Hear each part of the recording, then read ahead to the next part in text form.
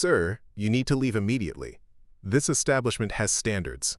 The maître's voice sliced through the opulent atmosphere of the Golden Manor like a blade, her perfectly manicured finger pointing toward the exit with surgical precision. David Scott instinctively pulled his 8-year-old daughter Lily closer to his side, her small frame trembling as she clutched her worn stuffed elephant. The crystal chandeliers above seemed to mock them with their brilliance, casting harsh shadows across faces that had turned to stare with undisguised contempt. What happened next would shock everyone in that dining room, and change 3 lives forever.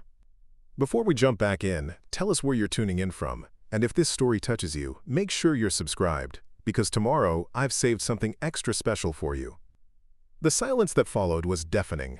50 pairs of eyes in designer clothing turned toward the father and daughter duo standing awkwardly near the entrance of Meridian City's most exclusive restaurant. David's weathered hands, still bearing traces of motor oil despite his best efforts to scrub them clean, tightened around the reservation confirmation he'd printed at the public library. His heart hammered against his ribs as he watched his daughter's face crumple with confusion and embarrassment. "Ma'am, I have a reservation," David said quietly, his voice steady despite the humiliation burning in his chest. He held up the paper with trembling fingers. "Table for 2 under Scott, 7:30. The maître, a sharp-featured woman named Vivian Ashford, barely glanced at the confirmation. Her ice-blue eyes swept dismissively over David's carefully pressed, but obviously second-hand suit, the one he'd bought for job interviews 3 years ago, and had worn to every important occasion since. The jacket sleeves were slightly too short, revealing worn cufflinks that had belonged to his late father. His shoes, polished to a mirror shine, couldn't hide the fact that they'd been resoled twice. "I'm afraid there's been a mistake," Vivian replied, her tone dripping with condescension.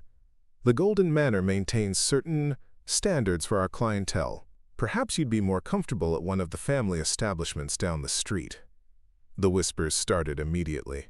A woman in a Chanel suit leaned toward her companion, not bothering to lower her voice.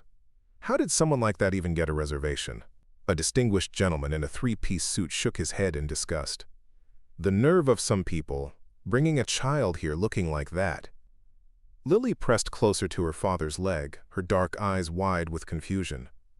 At 8 years old, she didn't fully understand the cruelty of adults, but she could feel the weight of their judgment like a physical force. Her carefully braided hair, done that morning with painstaking care by her father's inexperienced hands, seemed to wilt under their stares. The dress she wore, a pink one she'd picked out from the thrift store because it looked like a princess dress, suddenly felt shabby and wrong. "Daddy," she whispered, her voice barely audible, "why is everyone looking at us like that?" David's jaw clenched as protective fury rose in his throat. This dinner wasn't just a meal, it was supposed to be a celebration. After 6 months of 16-hour days working 3 different jobs, he'd finally saved enough money to take his daughter somewhere special for her 8th birthday. Not McDonald's, not the diner where they usually went for their monthly fancy dinner. Somewhere magical, where she could feel like the princess she'd always dreamed of being. "Sir, I'm going to have to ask you to leave now," Vivian continued, her voice rising slightly as other diners began to murmur their approval. "We cannot accommodate your situation." David looked around the restaurant, taking in the horrified expressions, the subtle headshakes, the way people were already pulling out their phones to record what they clearly viewed as entertainment. His mind raced through the months of planning that had led to this moment. The extra shifts at Morrison's Auto Repair, where he fixed cars for 12 hours a day. The weekend landscaping jobs that left his back screaming and his hands raw. The late-night freelance bookkeeping work he did on his ancient laptop after Lily went to bed. Every dollar had been carefully saved. Every penny counted and recounted. He'd called the restaurant 3 times to confirm the reservation, had even Googled their dress code to make sure he understood what was expected. He'd practiced talking to Lily about proper table manners, had coached her on using the fancy silverware. They'd role-played the evening at their tiny kitchen table, both of them giggling as she pretended to be a sophisticated diner ordering escargot, though she had no idea what it actually was. "Please," David said, his voice cracking slightly as he looked down at his daughter's disappointed face. "It's her birthday. I've been saving for this for months. I have the reservation right here." But Vivian's expression had hardened into something resembling stone, Security will escort you out if necessary. Don't make this more difficult than it needs to be." The humiliation was complete. David felt the familiar sting of being judged not by his character or his love for his daughter, but by the size of his bank account and the age of his clothes. Around them, the other diners had returned to their conversations, their entertainment over, already dismissing the father and daughter as if they'd never existed. Just as David bent down to whisper an apology to Lily, to explain why they'd have to leave, to somehow salvage what was supposed to be the most special night of her young life, the heavy mahogany doors of the Golden Manor swung open with dramatic force. A figure stepped into the golden light of the restaurant, and everything, absolutely everything, was about to change. The woman who entered moved with the confidence of someone who owned the world, her presence immediately commanding attention from every person in the room. But what she said next would leave everyone speechless, and transform a moment of crushing defeat into something nobody could have possibly expected. Because sometimes, the people we least expect to save us are the ones who matter most. Preparing and narrating this story took us a lot of time, so if you are enjoying it, subscribe to our channel. It means a lot to us. Now back to the story. David Scott's alarm clock screamed at 4:30 a.m. every morning, the shrill sound cutting through the thin walls of their cramped studio apartment like a knife. But David was already awake, had been for the past hour, staring at the water stain on the ceiling that grew a little bigger each time it rained. Sleep had become a luxury he couldn't afford, not when every minute counted toward keeping his daughter fed, housed, and safe. The apartment they called home was barely 400 square feet of desperation disguised as shelter. Located in the Riverside District, the grittiest part of Meridian City, it was all David could afford on his patchwork of incomes. The building superintendent, Mrs. Chen, had stopped responding to repair requests months ago. The radiator clanked like a ghost in chains, the refrigerator hummed ominously before giving up for hours at a time, and the single window faced a brick wall so close David could touch it with his outstretched hand. But it was theirs, and more importantly, it was Lily's home, the only stability he could provide in a world that seemed determined to knock them down at every turn. Lily slept on the apartment's only bed, a twin mattress David had found on Craigslist and disinfected 3 times before bringing it home. Her small body was curled around Mr. Patches, the stuffed elephant that had been her constant companion since her mother's abandonment 3 years ago. David made do with the fold-out couch, its springs having given up any pretense of comfort sometime during the previous decade. Most nights, he didn't mind the ache in his back. Most nights, watching his daughter sleep peacefully was worth any amount of physical discomfort. The truth was, David Scott lived in a state of constant mathematical terror. Every dollar that came in was already assigned to a purpose before it even reached his wallet. Rent, $800. Utilities, $150 on a good month. Groceries, $200 if he was careful, which meant a lot of pasta and peanut butter sandwiches. Lily's asthma medication, $180 monthly, even with the generic versions. Car insurance and gas for his 15-year-old Honda Civic, $220. Childcare for the 3 hours when his work schedules overlapped, $300. He stopped. The numbers never added up the way they should. There was always something extra, something unexpected. A parking ticket because he'd been 5 minutes late feeding the meter during a job interview. A late fee because the bank had processed a payment a day later than promised. Lily, outgrowing her shoes just when the electric bill came due. Life had become an endless game of robbing Peter to pay Paul, and David was running out of Peters. His mornings started at Morrison's Auto Repair, where he worked as head mechanic from 6 a.m. to 2 p.m. The pay was decent, minus $18 an hour, and his boss, Frank Morrison, was one of the few people who'd looked past David's situation and focused on his skills. David could diagnose engine problems that left other mechanics scratching their heads, could rebuild a transmission with his eyes closed, and had never missed a day of work, despite the chaos of his personal life. But one job wasn't enough. From 3 p.m. to 7 p.m., Tuesday through Thursday, David cleaned offices in the business district. The work was mindless but necessary. Vacuuming carpets, emptying trash cans, wiping down conference tables where people made more in a day than he made in a month. He wore headphones and listened to audiobooks, trying to keep his mind sharp while his body did the work that paid for Lily's school supplies. Weekends belonged to Lancaster Construction, where David did manual labor on residential projects, hauling materials, mixing concrete, painting houses in suburbs he'd never be able to afford to live in. The work destroyed his body, left his hands permanently stained and his back screaming, but it paid $25 an hour in cash. Every weekend shift meant another week of groceries, another month of keeping the lights on. The hardest part wasn't the physical exhaustion or the financial stress, it was the time. David calculated obsessively how many hours he spent away from Lily each week. 55 hours at his regular jobs, plus commute time, plus the weekend construction work. He was missing pieces of her childhood, trading moments he could never get back for dollars that disappeared as quickly as they arrived. Lily spent her after-school hours at Grandma Rose's apartment 2 buildings over. Rose Delacroix was a 73-year-old retired teacher who'd become their salvation through sheer coincidence and overwhelming kindness. When David had first moved to the building, frantically searching for affordable childcare, Rose had simply knocked on his door and announced that Lily was welcome at her place anytime. No payment required, just the occasional help with grocery shopping and someone to talk to during the long, lonely evenings. "That little girl needs stability," Rose had told him firmly, "and you need to know she's safe while you're working yourself to death. Don't argue with me, young man. I've been taking care of children longer than you've been alive."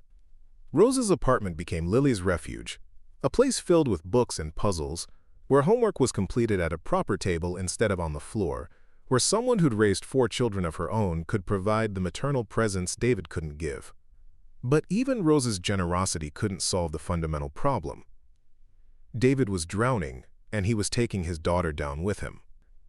The breaking point came every month when the bills arrived. Credit card statements that made David's stomach clench with anxiety. Medical bills from Lily's emergency room visit 6 months ago when her asthma had flared beyond control. Student loan payments for the engineering degree he'd never finished, abandoned when unexpected parenthood had derailed his plans. David kept a notebook where he tracked every expense, every payment, every desperate calculation. The margins were filled with crossed-out numbers, with revised budgets that never quite worked, with the mathematical proof that his current situation was unsustainable. He needed a miracle, a break, something to change the trajectory of their lives. What he didn't know was that everything was about to change in ways he could never have imagined. 3 years ago, David Scott had been someone entirely different. He'd worn tailored suits to work, carried a leather briefcase, and had business cards that read, "Senior Project Manager, Westfield Engineering Solutions." His corner office on the 23rd floor of the Meridian Tower had floor-to-ceiling windows overlooking the city's financial district. From that height, the problems of the streets below seemed manageable, distant, belonging to other people's lives. Back then, David's biggest worry had been whether to accept the promotion to regional director that would have required relocating to Chicago. He and his wife Sarah had spent long evenings discussing the move over wine and takeout from their favorite Italian restaurant. Their 2-bedroom condo in Millbrook Heights represented everything they'd worked toward. Granite countertops, stainless steel appliances, a master bedroom with a walk-in closet that Sarah had filled with designer clothes for her marketing job at Pinnacle Communications. Lily had been 5 years old then, enrolled at Sunshine Academy, a private preschool where the annual tuition cost more than most people made in 6 months. She'd taken piano lessons on Tuesdays, swimming lessons on Thursdays, and spent Saturdays at Little Artist's Studio, creating masterpieces with finger paints and construction paper. David's calendar had been filled with parent-teacher conferences where he learned about Lily's advanced reading skills and her natural aptitude for mathematics. Those had been the golden years, when David believed that hard work and education were all anyone needed to succeed in America. He'd graduated summa cum laude from State University with a degree in civil engineering, had interned at 3 different firms, and had methodically climbed the corporate ladder through a combination of technical expertise and genuine leadership ability. His teams respected him because he never asked them to do work he wouldn't do himself, and his clients trusted him because he delivered projects on time and under budget. The collapse began on a Tuesday morning in October, 3 years and 4 months ago. David had been reviewing blueprints for a municipal water treatment facility when his phone buzzed with a text from Sarah. "We need to talk tonight. Important." He'd assumed it was about the Chicago opportunity, maybe about scheduling another house hunting trip to look at neighborhoods with good schools. Instead, Sarah had been sitting at their kitchen island when he got home, her suitcases already packed and waiting by the front door. Lily was at her grandmother's house, safely away from what Sarah had clearly planned as a surgical strike against their family. "I can't do this anymore," Sarah had said without preamble, her voice steady and emotionless. "The marriage, the routine, pretending I'm happy being someone's wife and mother. I need to find out who I really am." David had stared at her, his mind struggling to process words that seemed to come from a stranger. "What are you talking about? We're happy. Lily's happy. We have everything we worked for." "You have everything you worked for," Sarah had corrected him. "I have a life I never chose, taking care of a child I never really wanted, in a marriage that feels like a business partnership." The words had hit David like physical blows. Never wanted Lily, their daughter, who lit up every room she entered, who had Sarah's eyes and David's stubborn determination, who called them both every morning to wake them up with hugs and slobbery kisses. "You're talking about our daughter," David had said, his voice barely controlled. "Our family." "I'm talking about my life," Sarah had replied. "I'm 29 years old, David. I got married at 24, had a baby at 25, and I've been playing house ever since. Marcus and I are moving to Portland. He's helping me figure out what I actually want." Marcus. David's mind had reeled as he tried to place the name. Marcus Hendricks, Sarah's colleague at Pinnacle, the one she'd mentioned working late with on the Henderson account, the one who'd been just a friend when David had asked about their frequent dinners and weekend strategy sessions. The divorce had been swift and brutal. Sarah had wanted out so badly that she'd signed away all parental rights, in exchange for David keeping the condo and taking full custody of Lily. She'd moved to Portland within 2 weeks, leaving behind not just her marriage but her daughter, as if 5 years of motherhood had been nothing more than an inconvenient phase. David had thrown himself into single parenthood with the same methodical approach he brought to engineering projects. He'd researched child development, learned to braid hair through YouTube tutorials, and memorized the ingredients in every product at the grocery store to avoid Lily's food allergies. For 6 months, he'd managed to maintain the illusion that they could continue their old life with just 2 people instead of 3. The layoffs at Westfield Engineering came without warning on a Friday afternoon in March. David had been called into a conference room along with 14 other employees and told that the company was restructuring to meet changing market demands. 27 years of loyal service, stellar performance reviews, and client relationships meant nothing when the quarterly numbers demanded cost-cutting measures. The severance package had been insulting, 6 weeks of pay, and a promise of positive references that proved worthless when every other engineering firm in the city was conducting their own rounds of layoffs. David had spent months applying for positions that either didn't exist or paid half of what he'd been making. The few interviews he'd managed to secure had ended with polite rejections and vague promises to, quote, keep his resume on file. The savings had evaporated first.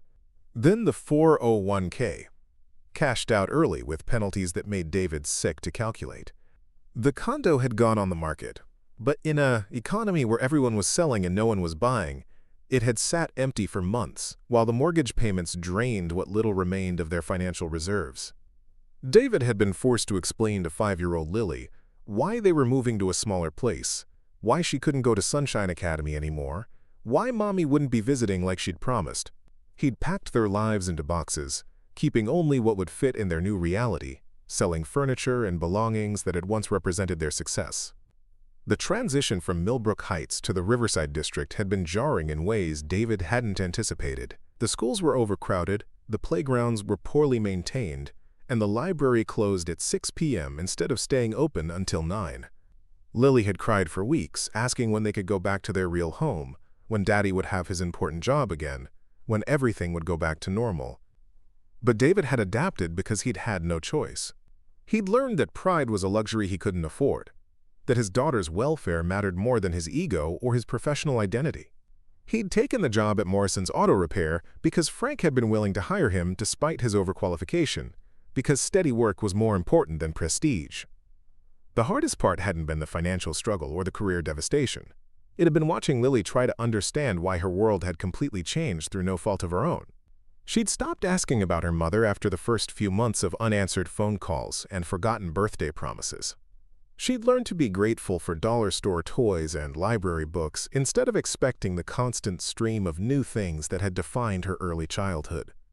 Yet somehow, through it all, Lily had remained the bright, curious, loving child she'd always been.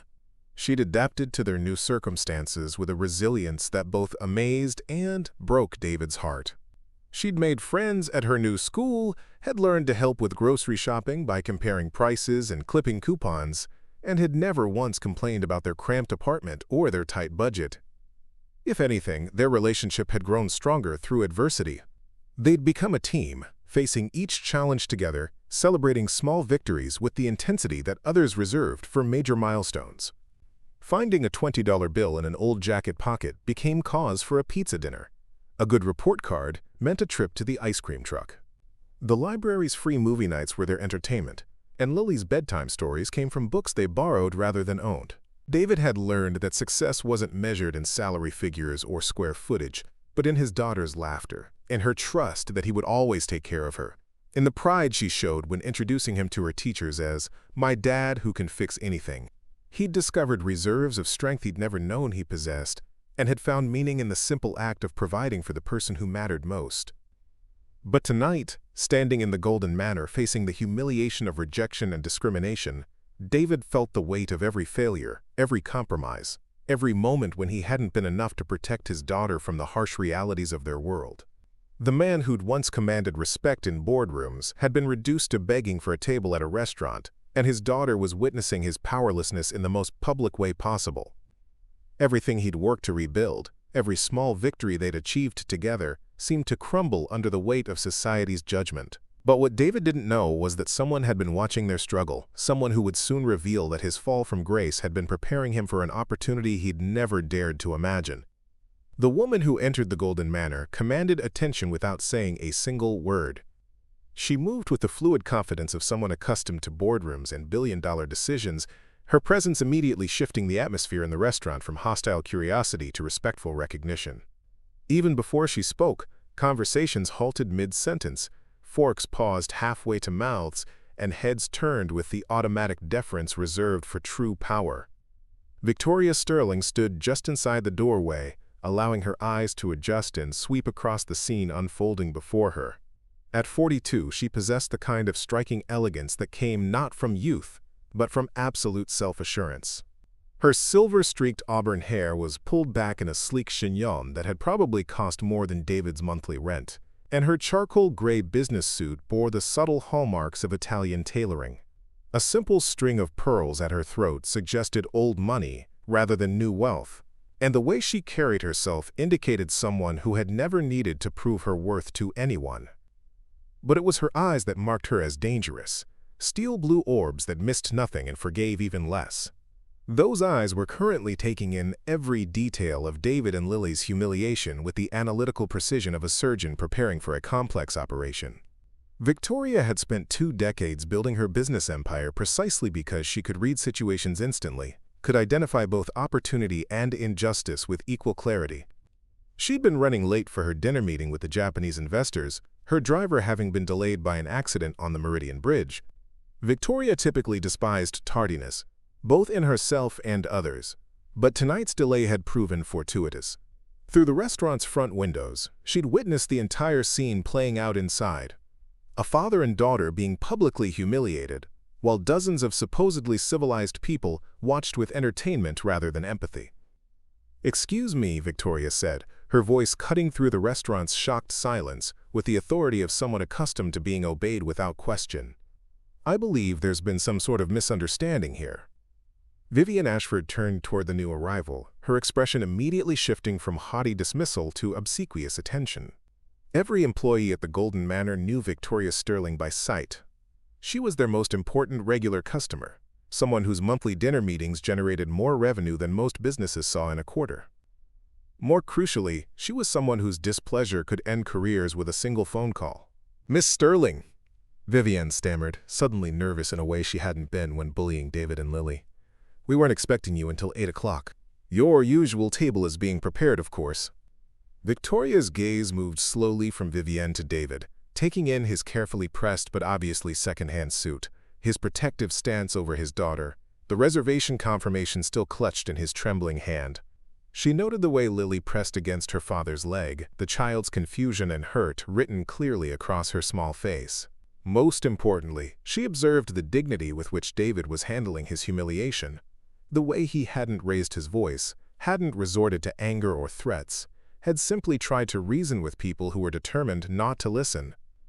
"My dinner meeting can wait," Victoria said coolly, her attention focusing on Vivienne with laser intensity. "I'm more interested in understanding why you're refusing service to my business partner." The words landed like a thunderbolt in the hushed restaurant. Conversations that had already stopped now ceased entirely, as if someone had pressed a universal mute button. Forks clattered against plates as hands forgot their purpose. The woman in Chanel who had been whispering cruel comments suddenly found her wineglass infinitely fascinating. The distinguished gentleman in the three-piece suit developed an urgent need to study his menu with microscopic attention. Vivienne's face cycled through several shades of pale as the implications of Victoria's statement sank in. "Your business partner?" "Miss Sterling, I'm afraid there's been some confusion. This gentleman doesn't have a reservation that meets our standards." "Are you suggesting," Victoria interrupted, her voice dropping to the dangerous whisper that every employee of Sterling Enterprises had learned to fear, "that you know my business better than I do? That you're qualified to judge who I choose to work with?" David stood frozen, his mind reeling as he tried to process what was happening. Business partner? He'd never seen this woman before in his life, had no idea who she was or why she was claiming some connection to him. But even in his confusion, he could recognize the shift in power dynamics playing out before him. Suddenly, he and Lily were no longer outcasts being ejected from respectable society. They were under the protection of someone who wielded influence like a weapon. Lily, with the uncomplicated perception of childhood, sensed the change immediately. The scary woman who had been making Daddy upset was now the one who looked frightened, while the new lady with the kind eyes seemed to be on their side. She moved slightly out from behind David's leg, her natural curiosity overcoming her earlier fear. "Hi, of course not, Miss Sterling." Vivienne backpedaled frantically, sweat beginning to bead on her forehead despite the restaurant's careful climate control. "If you could just help us understand the nature of your business relationship, we can certainly accommodate." "The nature of my business is my business," Victoria replied with Arctic finality. "What concerns me is that you've apparently decided to screen my associates based on their appearance rather than their credentials. Are you under the impression that wealth can only be recognized by obvious displays of extravagance?" The question hung in the air like a sword suspended by a thread. Around them, the other diners were beginning to squirm uncomfortably, as they realized they'd been spectators to something that was rapidly becoming a very public humiliation of the restaurant's management. Some were pulling out their phones, but no longer to record David's embarrassment. Now they were documenting what appeared to be a powerful businesswoman destroying the establishment's reputation in real time. Victoria turned her attention to David, her expression softening almost imperceptibly as she took in his obvious bewilderment. "I apologize for being late to our meeting, Mr. Scott," she said smoothly. "I hope the delay hasn't caused too much inconvenience." David's mouth opened and closed soundlessly as he struggled to understand what game was being played here. Meeting? They'd never scheduled a meeting.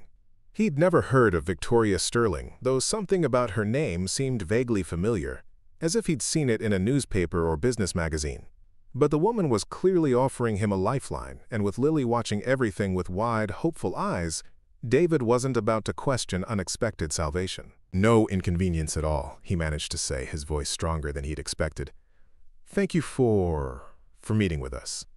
Victoria's smile was small but genuine, as she noted how quickly David had caught on to the charade.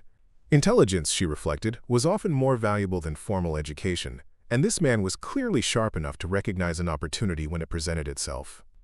"Wonderful," Victoria said, turning back to Vivienne with renewed authority. "Now I believe Mr. Scott and his daughter have a reservation. I trust there won't be any further delays in seating them. I have several important matters to discuss with my business partner, and I prefer to conduct my meetings in a professional environment." The threat was subtle, but unmistakable. The Golden Manor's reputation depended on its ability to provide discreet, high-quality service to Meridian City's business elite. If word spread that they had publicly humiliated one of Victoria Sterling's associates, their clientele would evaporate faster than morning mist. "Of course, Miss Sterling," Vivian said, her voice now pitched several octaves higher than normal. "Right this way, please. Your usual table is prepared, and we can accommodate Mr. Scott and his daughter at the adjoining table so you can conduct your business comfortably." As they were led through the restaurant, David could feel the weight of every stare following their procession. The same people who had watched his humiliation with cruel amusement were now witnessing his transformation from outcast to insider, and the reversal was clearly causing significant cognitive dissonance among the dinner crowd. Lily skipped slightly as they walked, her earlier distress forgotten in the excitement of this unexpected turn of events. She didn't understand all the adult complexities at play, but she knew that the pretty lady with the pearls had made the mean woman stop being mean to Daddy, and that was enough to earn her eternal gratitude. Victoria Sterling had just turned what should have been the worst night of David's recent memory into something approaching a miracle. But as they settled into their seats in the restaurant's most prestigious section, David couldn't shake the feeling that this was only the beginning of something much larger than a simple act of kindness. There was an intensity in Victoria's eyes that suggested she had plans that extended far beyond a single dinner, and David found himself both grateful and terrified to discover what those plans might be. Victoria Sterling's empire had been built on the wreckage of her own childhood dreams and the ashes of promises that were never meant to be kept. At 42, she commanded a business worth $3.7 billion, employed over 15,000 people across 4 continents, and had been featured on the cover of Fortune magazine 3 times in the past 5 years. Yet as she sat across from David and Lily in the Golden Manor's most exclusive section, her mind wasn't on quarterly reports or market projections.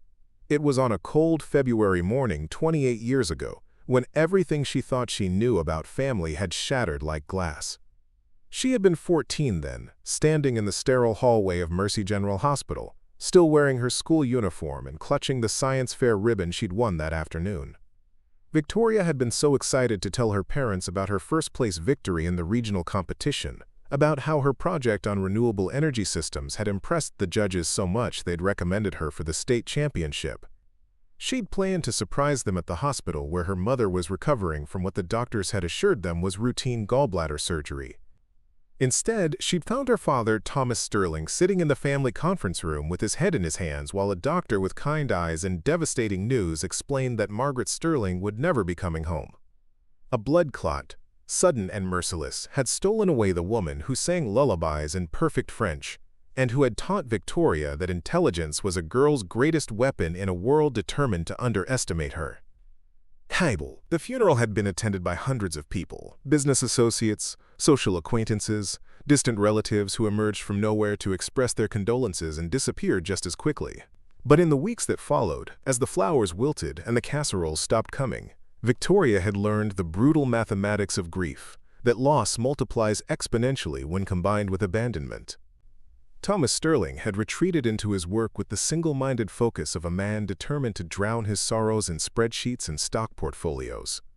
Sterling Industrial Solutions, the manufacturing company he'd built from nothing, became his refuge from a house that still smelled like Margaret's lavender perfume and still echoed with her laughter. He worked 18-hour days, traveled constantly for business, and left Victoria in the care of a succession of housekeepers who saw her as a job requirement rather than a human being. The worst part hadn't been his absence. It had been his presence during the brief moments when he was home. Thomas would look at Victoria with eyes that held more pain than love, as if her very existence was a constant reminder of everything he'd lost. She had inherited her mother's auburn hair, her quick wit, her stubborn determination, and apparently her ability to break her father's heart simply by being alive. By the time Victoria turned 16, she had effectively raised herself. She'd learned to forge her father's signature on permission slips, had mastered the art of grocery shopping and meal planning, and had become fluent in the language of household management that her peers took for granted. More importantly, she'd developed an emotional armor that protected her from the disappointment of expecting love from someone who had none left to give. Her academic achievements became a form of communication with her absent father. Perfect grades, science fair victories, early admission to Wharton with a full scholarship. Each success was a message in a bottle cast into the ocean of his indifference, hoping that something might finally be impressive enough to bring him back to her. But Thomas Sterling's pride in his daughter's accomplishments was always expressed through third parties, through checks deposited in her account, or expensive gifts left on her bed with notes that read simply, "Congratulations," in his precise handwriting. The irony wasn't lost on Victoria that she'd spent her teenage years desperately trying to win her father's attention through business success, only to discover that she was naturally gifted at the very thing that had stolen him away from her. After graduating summa cum laude from Wharton, she'd returned to Meridian City with an MBA and a burning desire to prove that she could build something even more impressive than Sterling Industrial Solutions. Victoria had started her first company, Sterling Tech Innovations, with a $50,000 loan and a revolutionary idea for streamlining manufacturing processes through artificial intelligence. Within 3 years, she'd sold it to a multinational corporation for $47 million. The second company, Sterling Financial Services, had grown from a boutique investment firm to a major player in venture capital before she'd sold it for $200 million at age 32. But it was Sterling Enterprises, her current venture, that had truly established her as a force to be reckoned with in the business world. The company had started as a consulting firm specializing in corporate restructuring, and had evolved into a comprehensive business solutions empire that helped struggling companies reinvent themselves for the digital age. Victoria had a gift for seeing potential where others saw only problems, for identifying the hidden value in businesses that conventional wisdom had written off as lost causes. Her success had come at a predictable cost. The 80-hour workweeks that had built her empire had also ensured that she remained as isolated as she'd been as a teenager. Victoria had tried marriage once, to Jonathan Blackwood, a fellow Wharton graduate who had seemed to understand her drive and ambition. But Jonathan's understanding had lasted only until he'd realized that Victoria's career would always take precedence over his comfort, that she would never be content to play the supporting role in someone else's story. The divorce had been amicable, but devastating in its own way. Jonathan had wanted children, had dreamed of family dinners and weekend soccer games and all the domestic normalcy that Victoria's childhood had lacked. She'd wanted those things too, in the abstract, but had been terrified of her own capacity for the kind of emotional availability that parenthood demanded. What if she turned out to be like her father, so consumed by work that she forgot how to love? What if success was incompatible with the kind of family she'd always wished she'd had?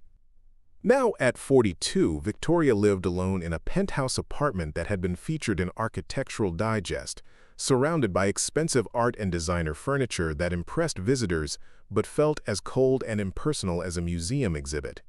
Her closest relationships were with her assistant, her accountant, and her personal trainer, people who were paid to care about her well-being in carefully defined professional capacities. The loneliness had become particularly acute in recent months, as Victoria had watched her contemporaries celebrating their children's graduations, their family vacations, their messy, imperfect, utterly enviable domestic chaos. She'd begun to wonder if all her professional achievements were simply elaborate monuments to her own emotional emptiness, impressive, but ultimately meaningless structures built to fill the void where a real life should have been.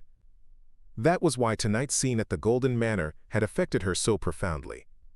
Watching David Scott's quiet dignity in the face of humiliation, seeing the fierce protectiveness with which he'd shielded his daughter from the cruelty of strangers, Victoria had recognized something she'd forgotten existed. Unconditional love expressed through selfless action rather than financial provision. There had been something in the way Lily had pressed against her father's leg, seeking comfort and protection, that she knew would always be there, that had pierced through Victoria's carefully constructed emotional defenses. This 8-year-old girl possessed something Victoria had spent decades trying to buy with success and achievement: the absolute certainty that she was loved without condition, that her father would sacrifice anything and everything to keep her safe and happy. More intriguingly, Victoria had recognized David's potential from the moment she'd heard him speak. Despite his obvious financial struggles, despite the humiliation he was enduring, his voice had carried the unmistakable authority of someone who had once held real responsibility, who had commanded respect through competence rather than inheritance. There was intelligence in his eyes, dignity in his bearing, and most importantly, the kind of moral character that couldn't be taught in business school or acquired through networking events. Victoria Sterling had built her empire by identifying undervalued assets and hidden potential. She'd made billions by investing in people and companies that others had overlooked or dismissed. And sitting across from David Scott in the restaurant where he'd been rejected as unworthy, Victoria found herself wondering if she'd just discovered the most promising investment opportunity of her career, not in a business venture, but in the possibility that helping this man and his daughter might finally fill the emotional void that all her professional success had failed to touch. The waitress approached their table with the deferential attention reserved for the Golden Manor's most valued customers, but Victoria's mind was already racing ahead to possibilities that extended far beyond dinner service. She'd claimed David was her business partner as a strategic lie to protect him from humiliation, but as she studied his face and observed his quiet competence even in crisis, Victoria began to wonder if that lie might be the foundation for a truth that could transform all their lives. The first genuine conversation between David and Victoria began over Lily's shy request for help cutting her filet mignon. Victoria had watched the 8-year-old struggle with the oversized steak knife for several minutes before leaning forward with a gentle smile. "Would you like me to show you a trick my mother taught me?" Victoria asked, her voice softer than David had heard it all evening. Without waiting for an answer, she demonstrated the proper angle and pressure, her manicured hands guiding Lily's smaller ones with surprising patience. "There you go. Perfect technique for a future businesswoman." Lily beamed at the praise, and David felt something shift in his chest. This woman who commanded boardrooms and billion-dollar decisions was taking genuine pleasure in teaching his daughter table manners, treating her not as an inconvenience or a curiosity, but as a person worthy of attention and care. "Thank you," David said quietly, meaning more than just the help with dinner. "For everything tonight. I don't understand why you helped us, but I'm grateful." Victoria studied his face over the rim of her wineglass, noting the exhaustion that lined his eyes, the careful way he spoke as if measuring each word for its potential cost. "Sometimes the right thing to do is also the obvious thing to do," she replied. "Though I admit I'm curious about your background. You carry yourself like someone who's accustomed to authority, but you're clearly facing some challenges." It was a diplomatic way of asking about his circumstances, and David appreciated the tact. Over the next hour, as Lily colored on the children's menu the waitress had provided, he found himself telling Victoria about his engineering background, the layoffs at Westfield, the struggle to rebuild their lives in the aftermath of Sarah's abandonment. He spoke in careful, measured terms, avoiding self-pity while acknowledging the reality of their situation. Victoria listened with the focused attention of someone accustomed to extracting crucial information from complex narratives. But more than that, she heard the intelligence in David's analysis of structural engineering problems, the leadership experience evident in his descriptions of managing project teams, and, most importantly, the unwavering love that colored every reference to his daughter. "Engineering consulting," Victoria mused when David finished his summary. "Sterling Enterprises has been looking for someone with municipal infrastructure experience. We're bidding on a contract to modernize the water treatment systems for 3 counties. The project requires someone who understands both the technical specifications and the bureaucratic complexities of government work." David's fork paused halfway to his mouth. That's exactly the kind of work I used to do at Westfield. Large-scale municipal projects, environmental compliance, working with multiple stakeholder groups." "I know," Victoria said simply, and David realized there was more to this conversation than coincidence. Their second meeting happened 3 days later, when Victoria appeared at Morrison's Auto Repair during David's lunch break. She arrived in a black sedan that looked comically out of place in the grimy parking lot, but she stepped out wearing dark jeans and a leather jacket that made her seem more approachable than the powersuit version he'd met at the restaurant. "Miss Sterling," David said, wiping his hands on a shop rag as he emerged from beneath a Honda Civic. "This is unexpected." "I was in the neighborhood," she lied smoothly, then gestured toward her car. "Actually, I was hoping you might take a look at something. My mechanic says the engine sounds off, but he can't identify the problem. Frank Morrison mentioned you have excellent diagnostic skills." Frank Morrison, David reflected, had been talking to Victoria Sterling about his employees. The implications of that conversation were intriguing and slightly intimidating. Under the hood of Victoria's BMW, David found the source of the problem within minutes, a loose belt that was causing irregular vibration patterns. It was a simple fix that most mechanics would have identified immediately, which meant Victoria's regular mechanic either wasn't very good, or this was an elaborate test of some kind. 20 minutes and $30 in parts, David told her, unconsciously falling into the professional confidence that had once characterized his interactions with clients. Though I'm curious why you didn't just have your regular service department handle this. Victoria smiled, and David caught a glimpse of something almost playful beneath her business persona. Maybe I wanted a second opinion from someone I trust.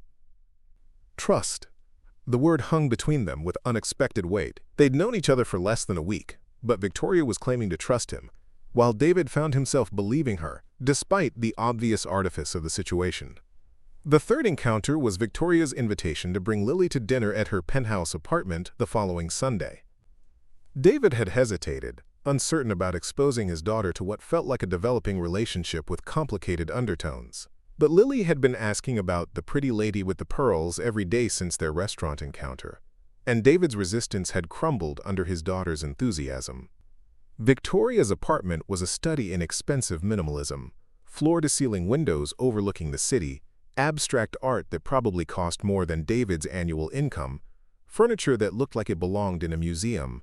But Victoria had clearly made efforts to make the space child-friendly for Lily's visit. There were fresh flowers in bright colors, a selection of age-appropriate books on the coffee table, and ingredients for making homemade pizza laid out in the kitchen. "I thought we could cook together," Victoria explained, noting David's surprise at the casual domesticity of the scene. "I've been wanting to learn how to make pizza from scratch, and Lily struck me as an excellent teacher." Watching Victoria and Lily work together in the kitchen, David experienced something he hadn't felt in years: the possibility of contentment. Victoria's initial awkwardness with childhood enthusiasm gradually gave way to genuine delight as Lily taught her the proper technique for spreading sauce and arranging pepperoni.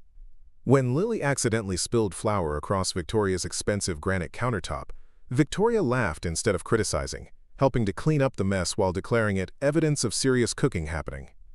After dinner, while Lily explored Victoria's collection of international souvenirs, the adults found themselves talking with the easy familiarity of old friends. Victoria asked about David's engineering projects with genuine curiosity, while David found himself sharing stories about Lily's precocious intelligence and stubborn independence. When Victoria mentioned her own childhood, speaking carefully about her mother's death and her father's emotional absence, David recognized the shared experience of loss and the determination to create something better for the next generation.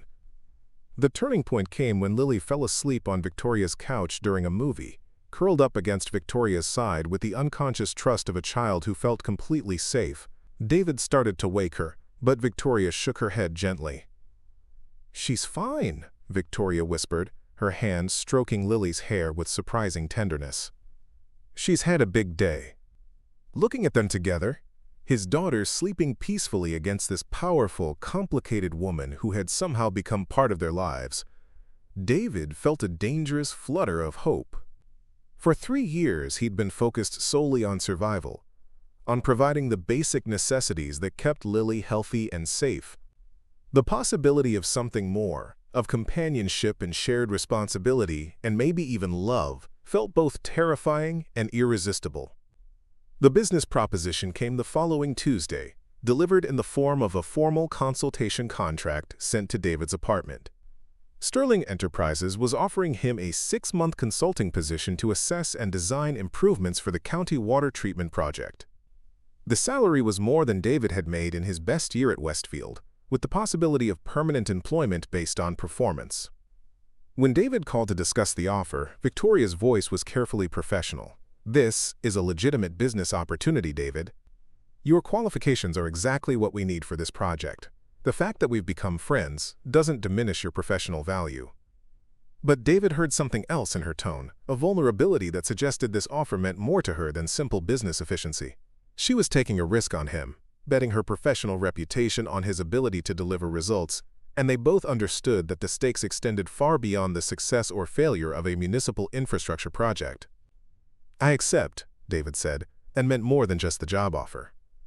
The transformation in their daily routine was gradual but profound. David started his new position the following Monday, working from a corner office in Sterling Enterprises' downtown headquarters. After years of physical labor and financial desperation, the return to intellectual challenges and professional respect felt like emerging from underwater after holding his breath for too long. Victoria made a point of checking on his progress regularly, ostensibly to monitor the project's development, but actually to ensure David felt supported in his transition back to corporate work. Their conversations gradually evolved from strictly professional to personally warm, with Victoria asking about Lily's school activities and David inquiring about Victoria's other business ventures. More significantly, Victoria began joining them for dinner twice a week, always bringing flowers for their small apartment and books for Lily's growing collection. She helped with homework when David was working late, taught Lily basic French phrases during their Sunday cooking sessions, and listened with apparent fascination to 8-year-old theories about everything from astronomy to animal behavior. For the first time since Sarah's abandonment, David began to imagine a future that included more than mere survival.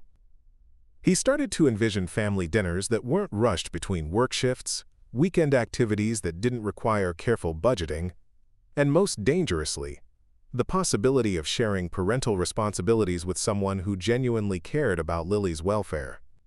But beneath the growing warmth and domestic harmony, David couldn't shake the awareness that their relationship was built on a fundamental imbalance of power and resources. Victoria's generosity was transforming their lives, but it also made David acutely conscious of how much they needed her help, and how quickly it could all disappear if her feelings changed. The gratitude he felt toward Victoria was increasingly complicated by pride, dependency, and the fear that their connection was more about her emotional needs than genuine partnership between equals. By November, the three of them had settled into a rhythm that felt almost too perfect to be real. David would arrive at Sterling Enterprises each morning, with the quiet confidence of a man who had rediscovered his professional worth, spending his days designing water treatment solutions that would serve communities for decades.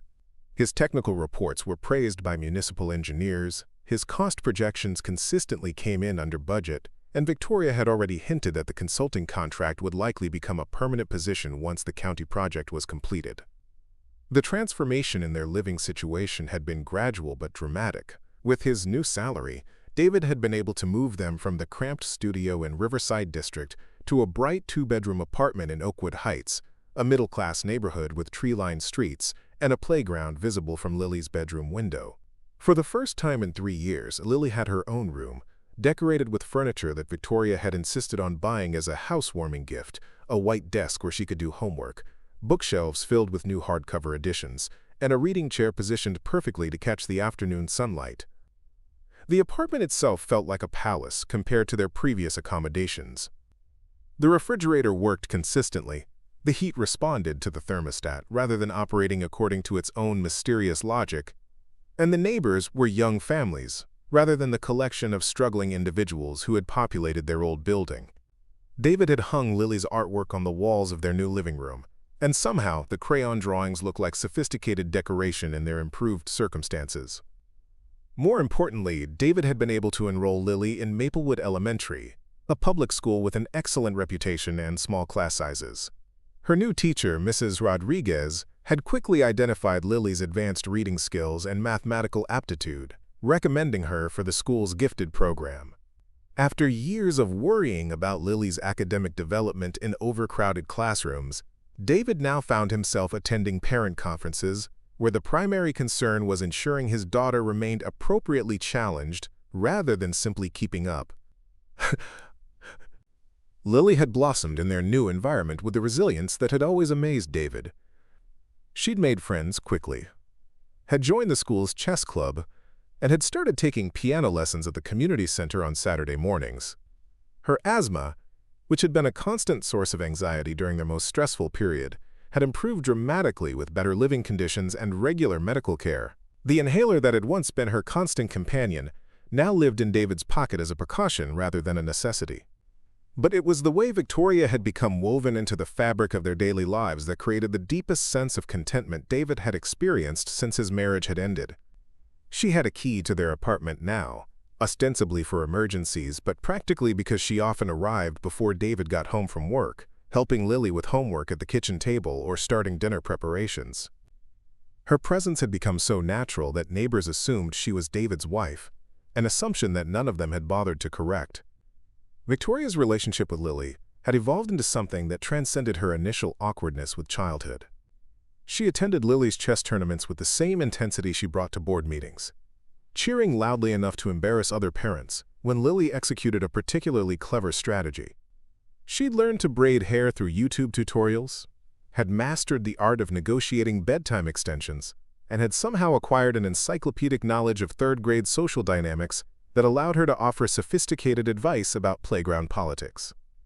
Most remarkably, Victoria had begun to relax in ways that David suspected were unprecedented in her adult life. The severe business suits had given way to casual clothes when she visited their apartment. She laughed more easily, especially at Lily's elaborate stories about her classmates' adventures. She'd started cooking with genuine enthusiasm rather than treating it as a skill to be mastered, and she no longer checked her phone obsessively during their family dinners. The Sunday routine had become sacred to all three of them. Victoria would arrive mid-morning with groceries and flowers, and they would spend the day in comfortable domesticity, cooking elaborate meals together, working on jigsaw puzzles, reading books aloud, or exploring different neighborhoods in Meridian City. Lily had started referring to these as family days, and neither adult had the heart to correct the terminology, even though they hadn't explicitly discussed what their relationship was becoming. David found himself falling in love not just with Victoria, but with the life they were creating together. For the first time since Sarah's abandonment, he could envision a future that included partnership, shared responsibilities, and the kind of emotional support that made everything else possible. He'd started thinking about marriage again, imagining how to propose to someone who could buy anything she wanted, wondering if Victoria might want more children, dreaming about family vacations and anniversary celebrations and all the ordinary miracles of committed relationship.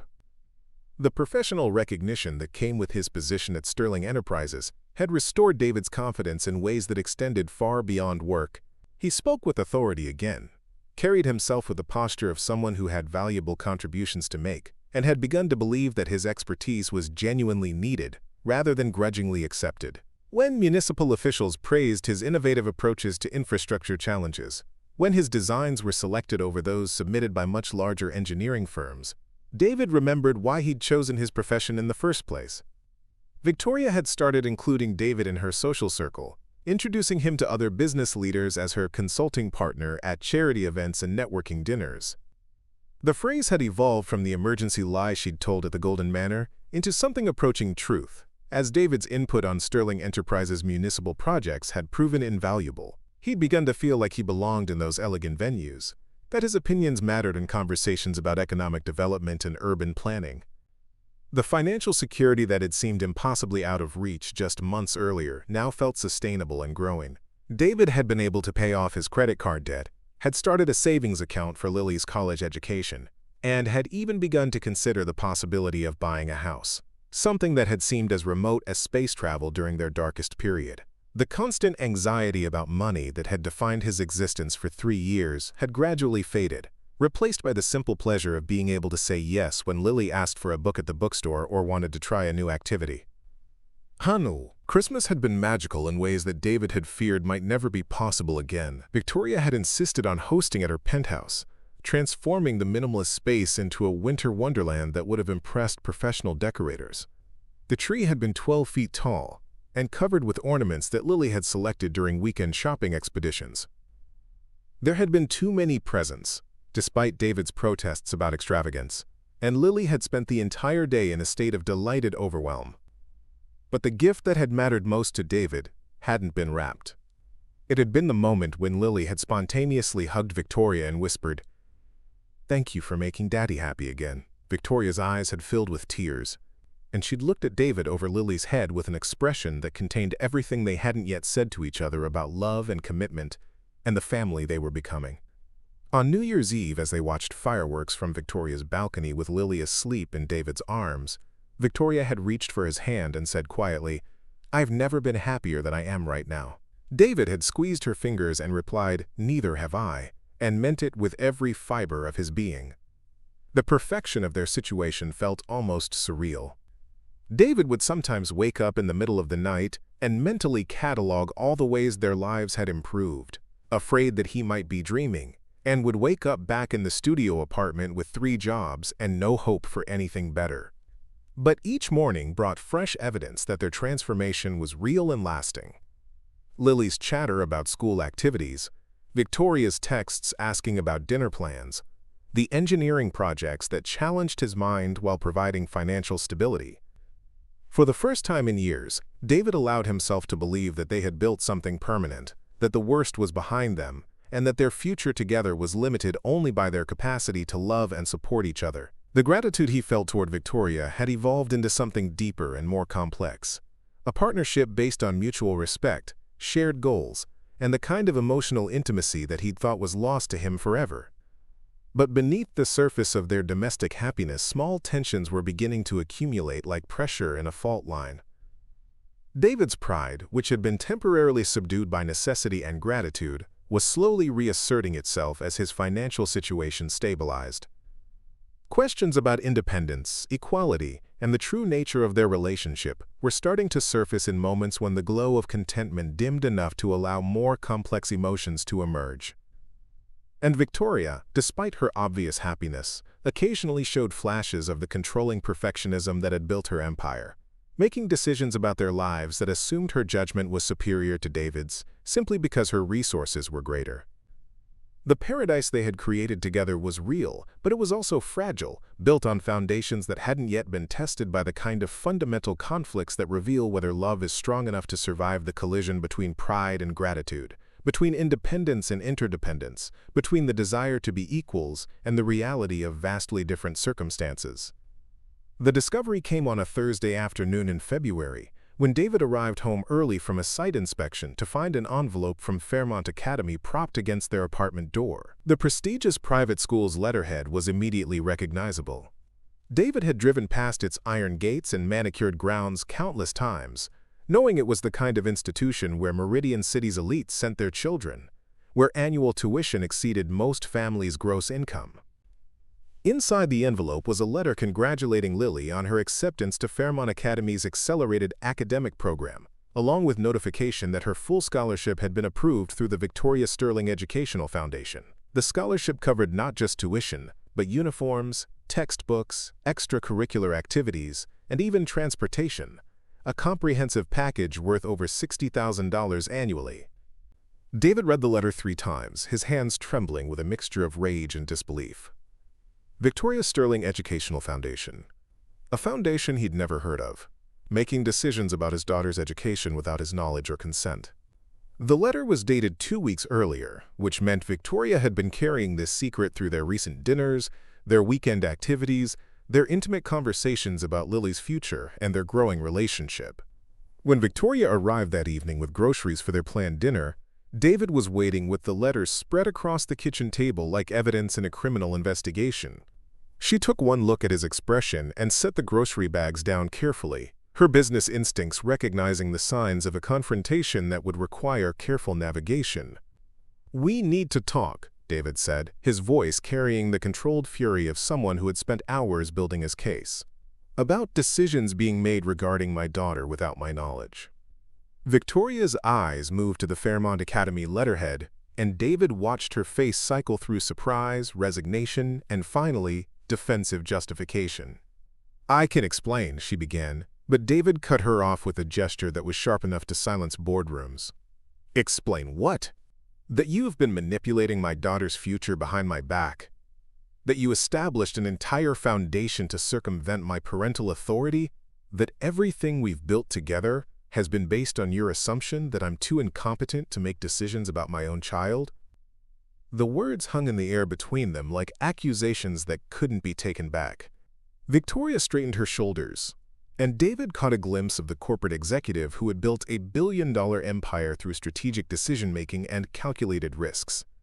"I saw an opportunity to give Lily advantages that would transform her entire life trajectory," Victoria said, her voice taking on the persuasive tone she used in business negotiations. "Fairmont Academy has the best science program in the state, connections to top universities, and resources that will prepare her for any career she chooses. The application deadline was approaching, and I didn't want her to miss the chance because of financial constraints." "Financial constraints that are my responsibility to navigate," David replied, his voice rising despite his efforts to maintain control. "She's my daughter, Victoria. Mine. Not yours, not the foundation's, not Sterling Enterprises. The decision about where she goes to school is mine to make." Victoria's composure began to crack under the force of David's anger, revealing the hurt and confusion beneath her business persona. "I thought you'd be grateful." Lily tested in the 99th percentile for mathematical reasoning. She's reading at a high school level. Maplewood Elementary is fine for most children, but she needs intellectual challenges that match her abilities. "So you decided to provide those challenges without consulting the person who knows her best?" David's laugh was bitter and humorless. "Did it occur to you that maybe I've been researching educational options for my daughter? That maybe I've been saving money specifically for her academic future? That maybe I have opinions about what kind of environment would be best for her development?" The grocery bags sat forgotten on the counter as their argument escalated, years of unspoken tensions finally erupting into the open. Victoria moved closer to the table, her hands pressed flat against the surface in a gesture that David recognized as her attempt to establish control over a situation that was spiraling beyond her management. "Of course you have opinions," Victoria said, her voice sharp with frustration, "but you also have limitations that I can remove. Why should Lily's education be constrained by your income when I can provide her with opportunities that will change everything for her?" "Because those opportunities come with strings attached," David shot back. "Because they make me dependent on your generosity for my daughter's future. Because they reduce me from her father to someone who's grateful for whatever scraps of involvement you're willing to allow me." Victoria's face went pale as the implications of David's words sank in. "That's not how I see our relationship. You're not dependent on me. You're successful at Sterling Enterprises because of your own abilities. The county project is succeeding because of your expertise, not my influence." "Is it?" David's question was quiet but devastating. "How many of my engineering recommendations have been implemented because they were technically sound, and how many because Victoria Sterling's consulting partner suggested them? How many doors have opened for me because of my qualifications? And how many because I'm sleeping with the CEO?" The crude phrasing was intentional, designed to strip away the romantic gloss that had obscured the fundamental power dynamics of their relationship. Victoria flinched as if she'd been slapped, but David wasn't finished with his catalog of grievances. "The apartment upgrade, the furniture for Lily's room, the dinners at expensive restaurants, the networking events where I'm introduced as your partner, it's all been charity, hasn't it? Sophisticated, well-intentioned charity dressed up as romance and business opportunity." "That's not fair," Victoria protested, her voice breaking slightly. "My feelings for you and Lily are genuine. The opportunities I've provided are based on merit, not pity. You've earned everything you've received." "Have I?" David stood up abruptly, pacing to the window that overlooked their improved neighborhood. "Or have I just been a project for you? The struggling single father you could rescue? The ready-made family that would fill the emotional void in your perfect empty life?" Victoria's composure finally shattered completely.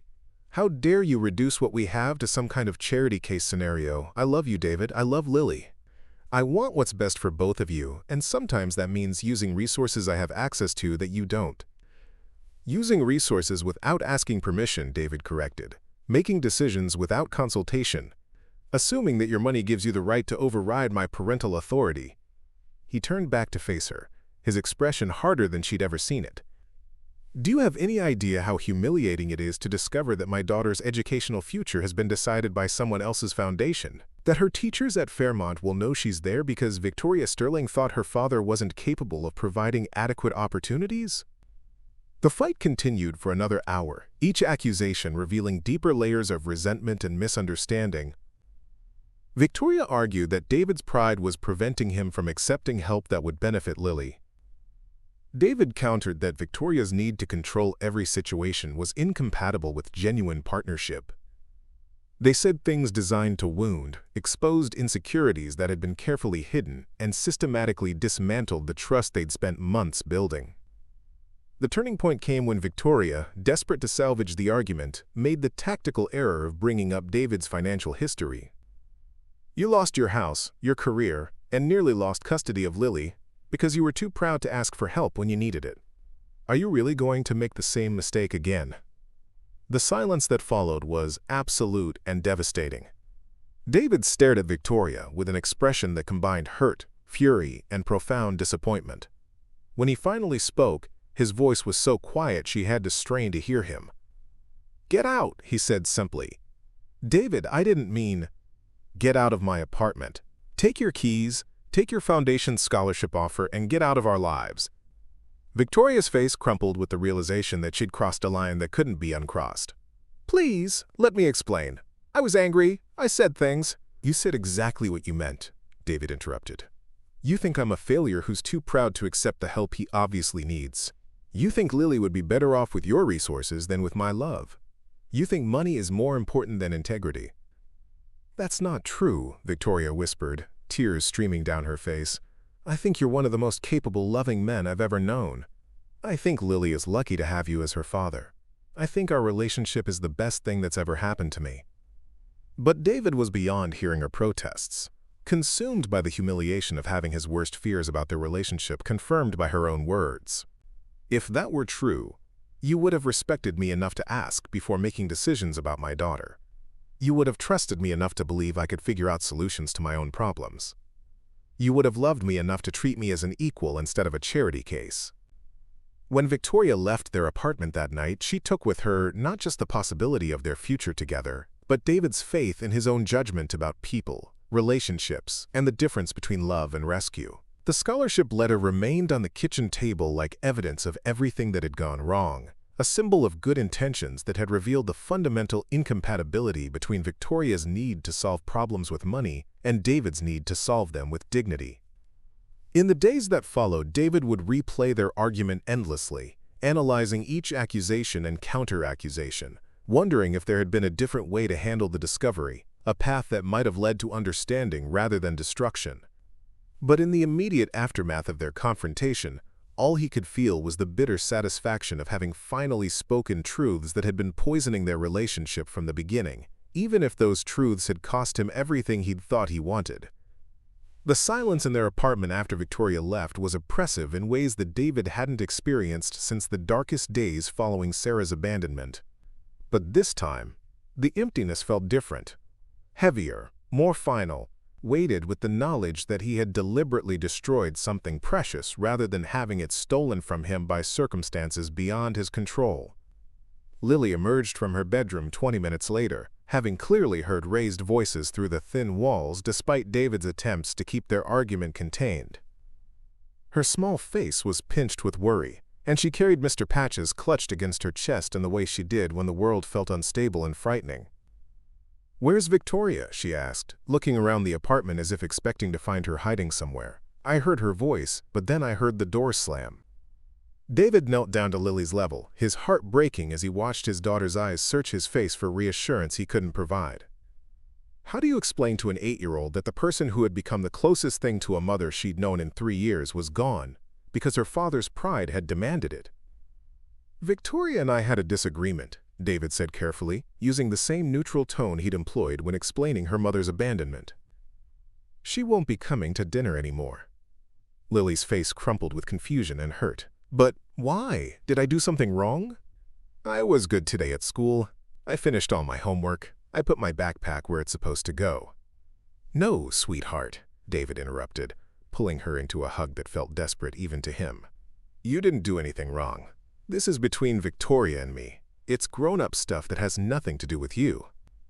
But even as he spoke the words, David knew they were a lie. Everything about his conflict with Victoria had been about Lily, about who had the right to make decisions regarding her future, about whether love or money was more important for her development, about whether David's paternal authority mattered when weighed against Victoria's superior resources. The first week after their separation was a masterclass in how quickly a life could unravel when its supporting structures were suddenly removed. David's position at Sterling Enterprises became untenable almost immediately. Victoria, to her credit, made no moves to fire him outright, but the awkwardness of their professional interactions made effective collaboration impossible. David found himself excluded from meetings he should have attended, received project updates through intermediaries rather than direct communication, and watched as his carefully crafted water treatment proposals were quietly shelved in favor of alternatives that didn't require his involvement. The message was clear without being explicitly stated. His consulting contract would not be renewed when it expired in 2 months, and his permanent position offer had evaporated, along with their personal relationship. David began updating his resume and reaching out to his professional network, but the engineering market remained as challenging as it had been during his initial unemployment period 3 years earlier. More devastating than the professional consequences was Lily's emotional deterioration.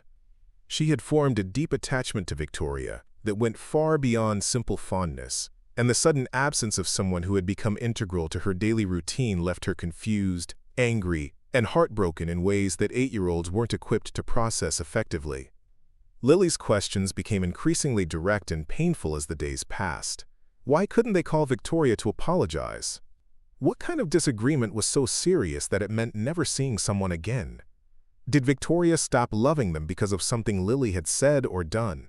The innocent inquiries felt like accusations, and David found himself struggling to provide answers that didn't reveal the full complexity of adult pride and romantic disappointment. The worst moment came on the Sunday that would have been one of their family days. Lily had set the table for 3 people out of habit, had picked flowers from the apartment complex's garden to put in a vase, and had spent an hour cleaning her room because Victoria likes it when everything is neat. When 6 o'clock passed without Victoria's arrival, Lily finally accepted that their routine was permanently broken, and her resulting tantrum was epic in its intensity and heartbreaking in its desperation. "I hate you," she screamed at David through tears of rage and confusion. "You made her go away. You made her stop loving us. I want Victoria to come back. I want Victoria to be my mom."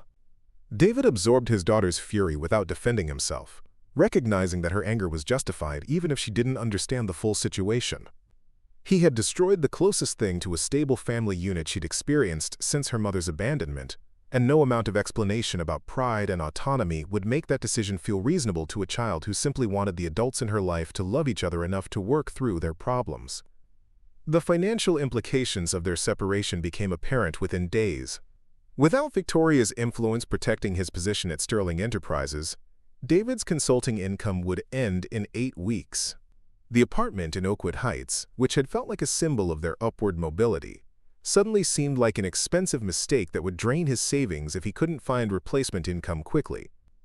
David began the grim process of calculating how long their financial reserves would last. The emergency fund he'd managed to build during his months of prosperity would cover 3 months of current expenses, maybe 4 if he was extremely careful about discretionary spending. After that, they would be facing the same desperate choices that had defined their lives before Victoria's intervention.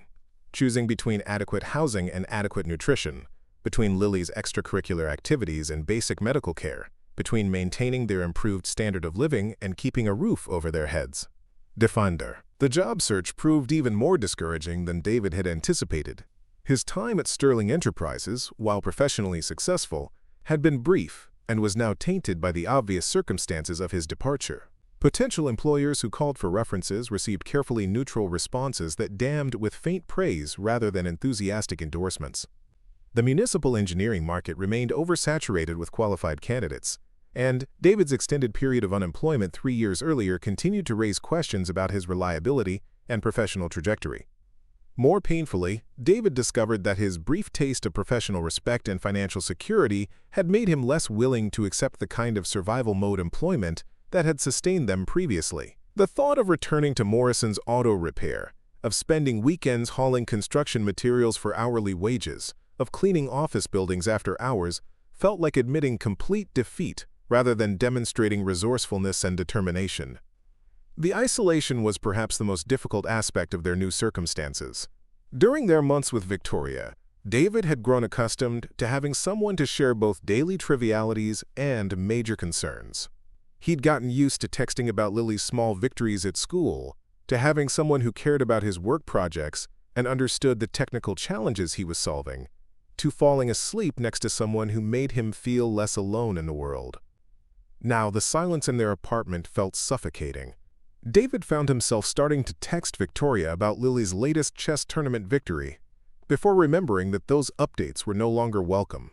He caught himself setting out 3 plates for dinner, buying Victoria's favorite coffee at the grocery store, planning weekend activities that would have included all 3 of them.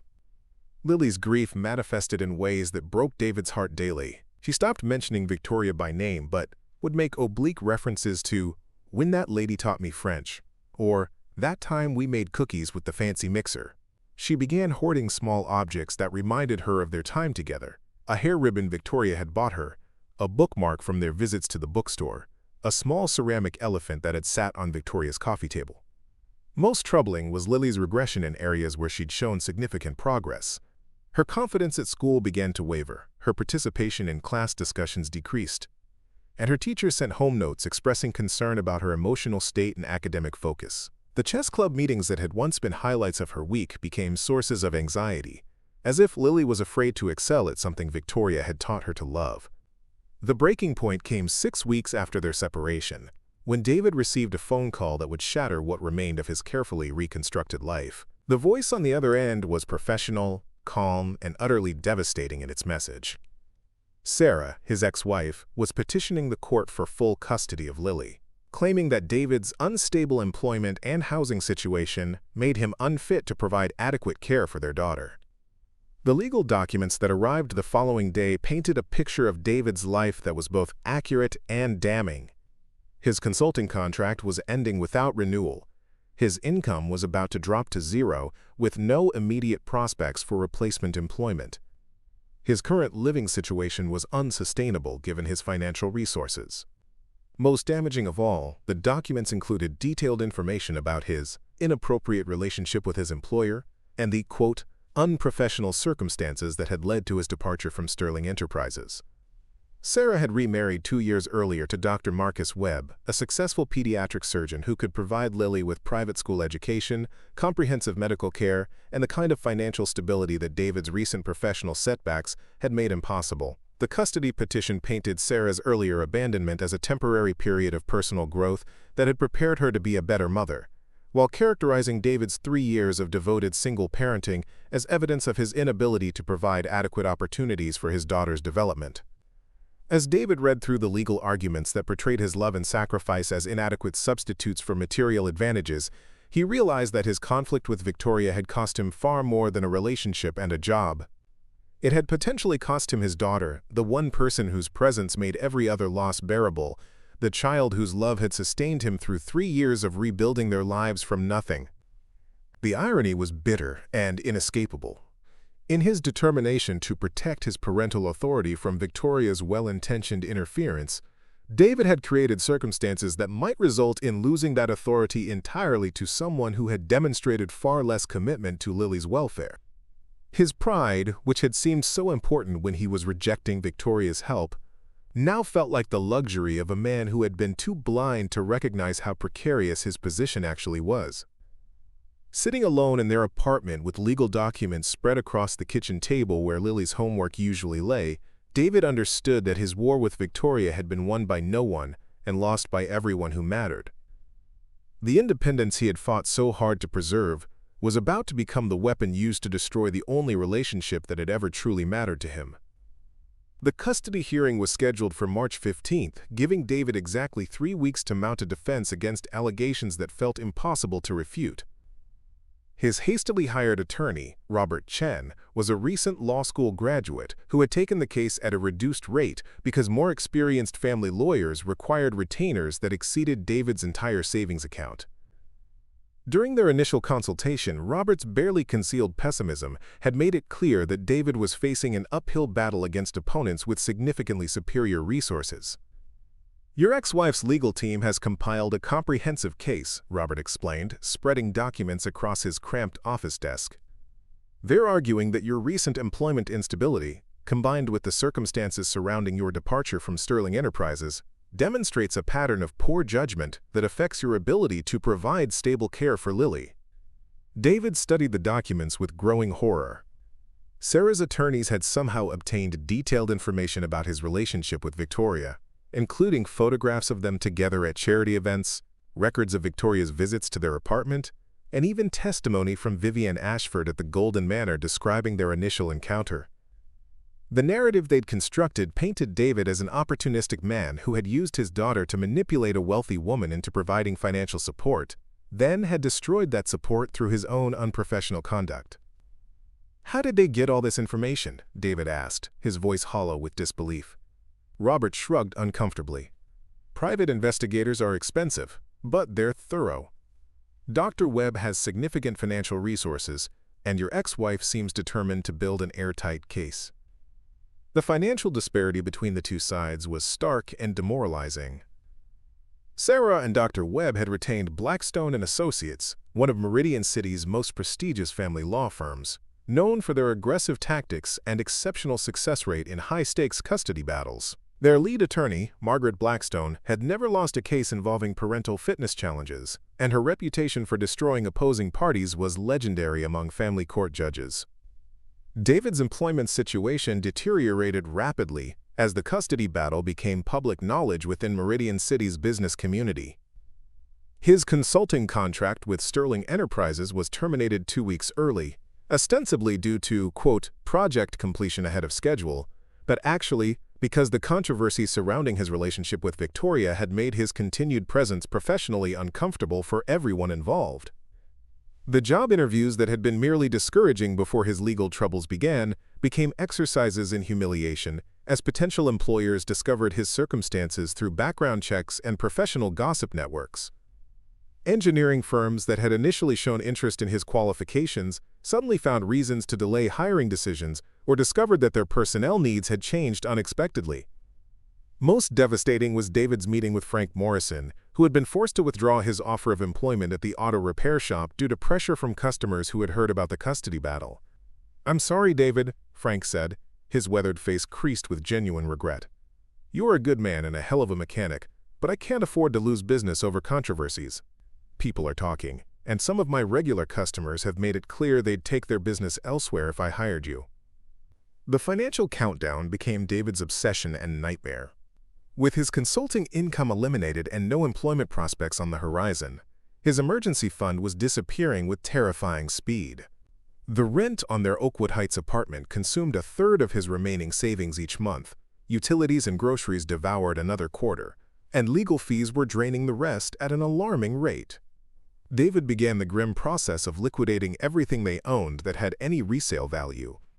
The furniture Victoria had bought for Lily's room went first, sold through online classifieds to families who didn't know the heartbreaking story behind the barely used desk and bookshelves. Lily's new clothes, her chess set, her collection of hardcover books, everything that represented their brief period of prosperity was systematically converted into cash that disappeared almost as quickly as it was obtained. The worst moment came when David realized he would have to sell his father's watch, the only inheritance he'd received, and the one possession that connected him to his family's history.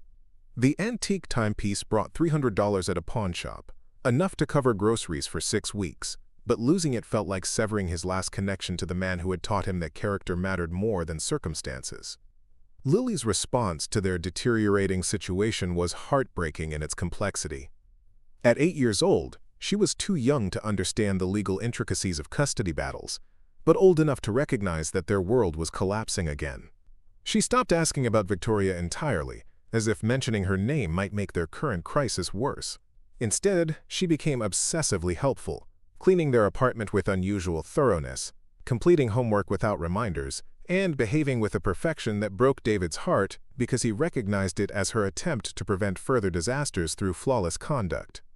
The most troubling development was Lily's recurring nightmares about being taken away from her father.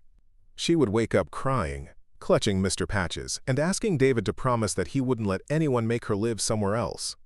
David's assurances felt hollow even to him, given the legal realities they were facing, but he continued to provide them because the alternative was admitting to his daughter that he might not be able to protect her from the consequences of his own decisions. The preliminary hearing on March 1st was a preview of the humiliation David would face during the full custody trial. Margaret Blackstone presented her case with surgical precision, systematically dismantling David's claims of providing adequate care for Lily.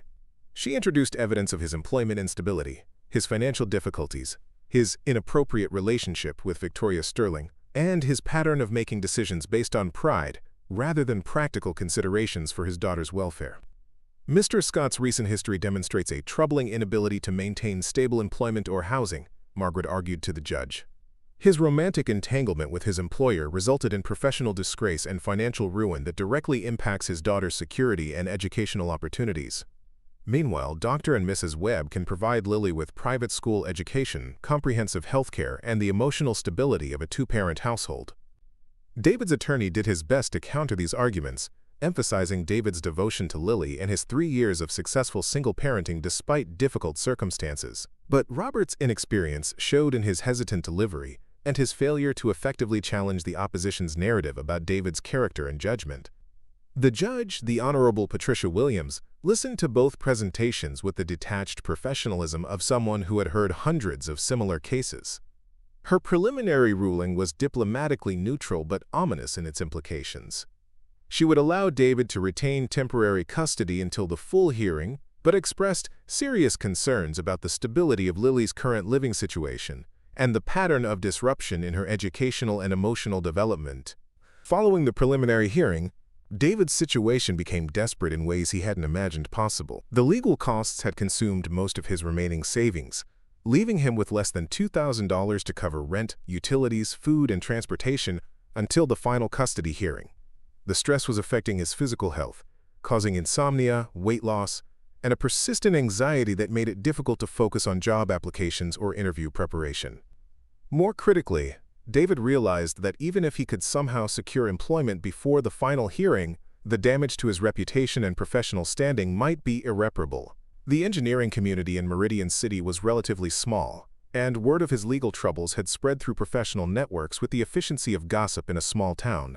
Companies that might have been willing to overlook his previous unemployment were unlikely to risk hiring someone whose personal life had become the subject of public legal proceedings. The breaking point came on March 10th, 5 days before the final custody hearing, when David received an eviction notice from their apartment complex. Despite his best efforts to prioritize rent payments, he had fallen 2 months behind, and the management company was no longer willing to accept partial payments or promises of future employment. They had 30 days to vacate the premises, which meant that David would be facing the custody hearing while homeless, a circumstance that would make Judge Williams' decision virtually automatic. That evening, as David sat in their soon-to-be former apartment surrounded by boxes containing the remnants of their life together, he confronted the mathematical impossibility of his situation. He had no job, no income, no savings, and no prospects for employment that would satisfy a family court judge's requirements for adequate child support.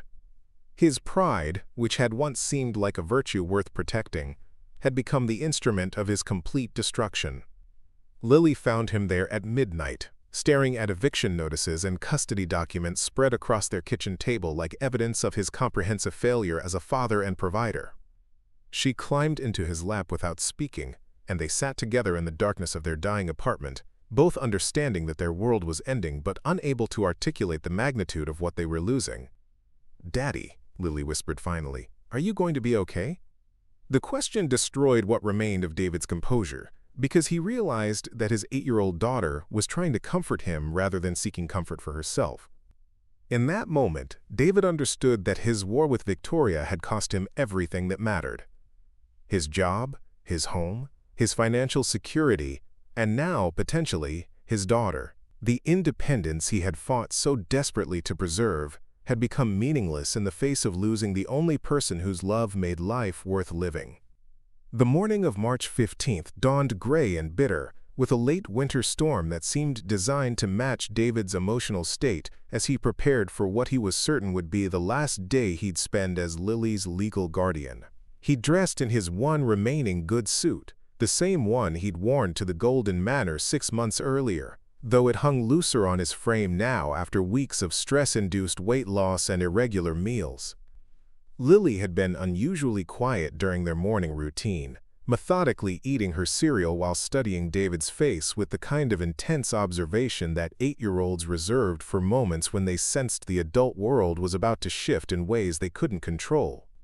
She'd packed her backpack with extra care, including Mr. Patch's and several small treasures that David recognized as comfort items for whatever transition was coming. "Will I see you after school today?" she asked as they walked to her bus stop, the question delivered with carefully neutral tone that broke David's heart. "I don't know, sweetheart," David replied honestly, unable to offer false promises when the custody hearing was scheduled to last most of the day. "But remember what I've always told you. No matter what happens, you are the most important thing in my life, and I will always love you more than anything in the world." The courthouse was an imposing building of gray stone and tall windows that seemed designed to intimidate anyone who entered seeking justice. David arrived 30 minutes early, partly from nervousness and partly because he couldn't afford to be late to the most important appointment of his life. He found Robert Chen in the hallway outside the family court division, reviewing notes with the frantic intensity of someone who knew he was outmatched but was determined to fight anyway. "Any last-minute developments?" David asked, though he already knew from Robert's expression that there had been no miraculous breakthroughs in their case preparation. "I've prepared character witness statements from Mrs. Delacroix and Lily's teacher at Maplewood Elementary," Robert replied, his voice betraying his lack of confidence in these modest offerings. "They speak highly of your devotion as a father and Lily's emotional well-being under your care. It's not much against what Blackstone is bringing, but it establishes that you're not the negligent parent they're trying to portray." At 9 o'clock sharp, they entered courtroom 3B, where Judge Patricia Williams presided over family disputes with the weary authority of someone who had seen every variation of human dysfunction and disappointment. The courtroom was smaller than David had expected, with seating for perhaps 30 people, though today it felt cavernous and intimidating despite its modest size. Sarah sat at the plaintiff's table with Dr. Marcus Webb, both of them dressed in expensive, conservative clothing that projected stability and respectability. Sarah looked older than David remembered, her blonde hair styled in a sophisticated manner that emphasized her transformation from the impulsive young woman who had abandoned their family to the mature wife and stepmother she had apparently become. Dr. Webb appeared exactly as David had imagined, distinguished, successful, radiating the kind of confidence that came from never having worried about rent money or unemployment benefits. Margaret Blackstone commanded the plaintiff's side of the courtroom with the presence of someone accustomed to winning. Her opening statement was a masterpiece of character assassination disguised as concern for child welfare, methodically presenting evidence of David's employment instability, his financial difficulties, his inappropriate relationship with Victoria Sterling, and most damaging of all, his current homelessness and lack of income. "Your Honor," Margaret concluded with practiced sincerity, "while we acknowledge Mr. Scott's love for his daughter, love alone cannot provide the educational opportunities, medical care, and emotional stability that Lily deserves. Dr. and Mrs. Webb represent everything that Mr. Scott cannot offer: financial security, educational resources, and most importantly, the stability of a two-parent household where Lily can thrive without the constant anxiety of wondering whether her basic needs will be met." Robert's response was valiant but clearly inadequate. He spoke about David's devotion, about the 3 years of successful single parenting, about Lily's happiness and academic achievement under her father's care. But his arguments felt thin against the mountain of evidence Margaret had presented, and David could see in Judge Williams' expression that the outcome was becoming increasingly predetermined. The testimony phase began with Sarah taking the stand, where she presented herself as a reformed woman who had needed time to mature before she could be the mother Lily deserved. She spoke about her stable marriage to Dr. Webb, their comfortable home in Millbrook Heights, the private school placement they had arranged for Lily, and the college fund they had established for her future education. "I made mistakes when Lily was younger," Sarah admitted with what appeared to be genuine remorse. "I wasn't ready to be a mother then, and I knew that staying would have been worse for everyone involved. But I've grown, I found stability, and I want to give Lily the opportunities that I'm now in a position to provide." Margaret then called Dr. Webb to testify about the advantages he could offer as Lily's stepfather: private health care, educational resources, cultural opportunities, and most persuasively, his experience as a pediatric surgeon who understood children's developmental needs from both personal and professional perspectives. Spears. David's testimony felt like a futile exercise in explaining why love should matter more than money, why emotional bonds were more important than material advantages, why stability meant consistency of care rather than consistency of income. He spoke about Lily's personality, her interests, her fears, her dreams, trying to demonstrate through intimate knowledge that he was the parent who truly knew his daughter. But he could see in the courtroom's atmosphere that his words were being measured against bank statements and school district rankings, rather than emotional truth. The turning point came when Judge Williams called for a brief recess before rendering her decision. David sat in the hallway with Robert, both men knowing that they had fought as hard as they could with insufficient resources against a superior opponent. The mathematical reality of family court was becoming clear. Custody battles were often won by whoever could provide better material circumstances rather than whoever offered superior emotional care. It was during this recess that Victoria Sterling appeared in the courthouse hallway like an answer to prayers David hadn't dared to offer. She walked with her characteristic confidence, but David noticed immediately that she looked different. less polished than usual, her expression showing signs of stress and sleepless nights that her makeup couldn't entirely conceal. "David," she said simply, approaching where he sat with his attorney, "I need to speak with you, both of you." Robert looked confused, but David felt a complex mixture of hope, anger, and desperate relief. "Victoria, what are you doing here?" "I'm here to fix what I broke," she replied, her voice carrying an intensity that David had never heard before. "I'm here to tell the truth about our relationship, about your character, and about what kind of father you really are." She handed Robert a thick folder of documents that he began reviewing with growing amazement. "These are financial statements showing that David Scott was never dependent on my charity," Victoria explained. "His consulting work was paid at fair market rates, his project contributions were technically sound and commercially valuable, and his departure from Sterling Enterprises was due to my unprofessional conduct, not his." David stared at her in shock. "Victoria, you don't have to do this. You don't owe us anything." "Yes, I do," she replied firmly.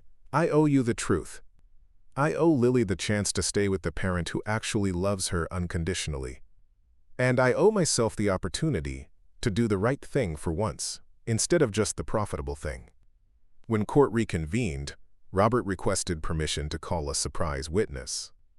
Margaret Blackstone objected strenuously, but Judge Williams, perhaps sensing that there were complexities to this case that hadn't yet been revealed, allowed Victoria to take the stand. Victoria's testimony was unlike anything David had expected. She spoke with brutal honesty about her own emotional emptiness, about how David and Lily had filled voids in her life that money and success had never touched, about her misguided attempts to provide for them in ways that undermined David's authority as a parent. "I fell in love with David Scott because he was the most devoted father I'd ever encountered," Victoria told the courtroom with unwavering directness. "Every decision he made was filtered through what was best for Lily. When I tried to provide opportunities through my foundation, he rejected them because he understood that a child needs a parent who makes decisions based on love and knowledge, not someone who solves problems with money." She then presented evidence that stunned everyone in the courtroom, including David. Victoria had been quietly conducting her own investigation into Sarah's fitness as a parent, and what she had discovered painted a very different picture than the reformed woman Margaret Blackstone had presented. "Mrs. Webb has had no contact with Lily for 3 years," Victoria stated, consulting documents that Robert was seeing for the first time. "No birthday cards, no Christmas presents, no phone calls, no attempts to maintain any relationship with her daughter. She has shown no interest in Lily's education, her health challenges, her personality development, or her emotional needs." Victoria's voice grew stronger as she continued. "Furthermore, Mrs. Webb's motivation for seeking custody appears to be related to Dr. Webb's desire for a family rather than her own maternal instincts. Phone records show that Mrs. Webb began consulting with attorneys about custody only after her husband expressed interest in having children, and their private investigator was hired before any legitimate attempt was made to reconnect with Lily through appropriate channels." The courtroom atmosphere shifted dramatically as Victoria systematically dismantled the case for Sarah's parental fitness while building an unassailable defense of David's character and capabilities. She presented employment offers she had arranged for David at 3 different engineering firms, offers that had been contingent only on resolving his legal situation. She showed financial planning documents demonstrating that David's housing crisis was temporary and manageable with steady employment. Most powerfully, Victoria presented a video statement from Lily herself, recorded with proper legal permissions, where the 8-year-old spoke with heartbreaking clarity about her love for her father, her happiness in their life together, and her fear of being separated from the only parent who had ever prioritized her welfare over his own convenience. "Your Honor," Victoria concluded, "David Scott is not a perfect man, but he is the perfect father for Lily. He has sacrificed everything for her welfare, has never put his own needs ahead of hers, and has created a home filled with love, stability, and the kind of security that can't be measured in bank statements or school district rankings." Judge Williams called for a 30-minute recess to review Victoria's evidence and consider the testimony she had heard. When court reconvened, her decision was delivered with the authority of someone who had seen through the financial manipulations to the emotional truth of the situation. "Custody of Lily Scott will remain with her father, David Scott," Judge Williams announced. Mrs. Webb will be granted supervised visitation rights, but this court finds that the child's best interests are served by maintaining the stable, loving relationship she has with the parent who has demonstrated consistent commitment to her welfare. The gavel fell with finality, and David felt 3 years of fear and 6 weeks of terror finally lift from his shoulders. He had won not just the custody battle, but the right to continue being the parent his daughter needed, the man Victoria had always known him to be. 6 months after the custody hearing, David stood in the kitchen of their new home in Cedar Grove, watching Lily teach Victoria how to properly flip pancakes without creating abstract art on the ceiling. The house wasn't large, a modest 3-bedroom colonial with a small backyard and a mortgage that would take 30 years to pay off, but it was theirs in ways that transcended legal ownership. Every room bore evidence of the family they had become through choice rather than circumstance, through forgiveness rather than obligation, through love that had survived the test of pride and emerged stronger for having been broken and rebuilt. The reconciliation between David and Victoria hadn't been immediate or simple. The weeks following the custody victory had been filled with careful conversations, tentative gestures, and the slow work of rebuilding trust that had been shattered by wounded pride and misunderstanding.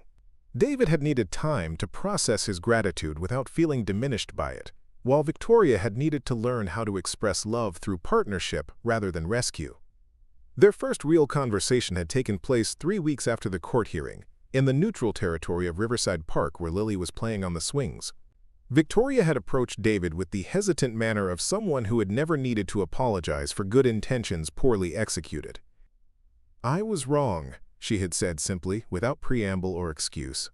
"Not about wanting to help you and Lily, but about how I went about it. I treated you like a project to be managed rather than a partner to be consulted. I let my need to fix things override your right to make decisions about your own family." David had studied her face, noting the genuine remorse in her expression, the way she waited for his response rather than rushing to fill the silence with justifications. "I was wrong too," he had admitted. "My pride was more important to me than Lily's opportunities. I was so afraid of being seen as dependent that I threw away something real and valuable because it threatened my sense of control." That conversation had led to others, tentative meetings in coffee shops and parks, where they had slowly worked through the fundamental questions that their whirlwind romance had never addressed. What did partnership mean when one person had significantly more resources than the other? How could they make decisions together without Victoria's wealth creating an automatic power imbalance? How could David accept help without feeling diminished? And how could Victoria offer support without assuming control?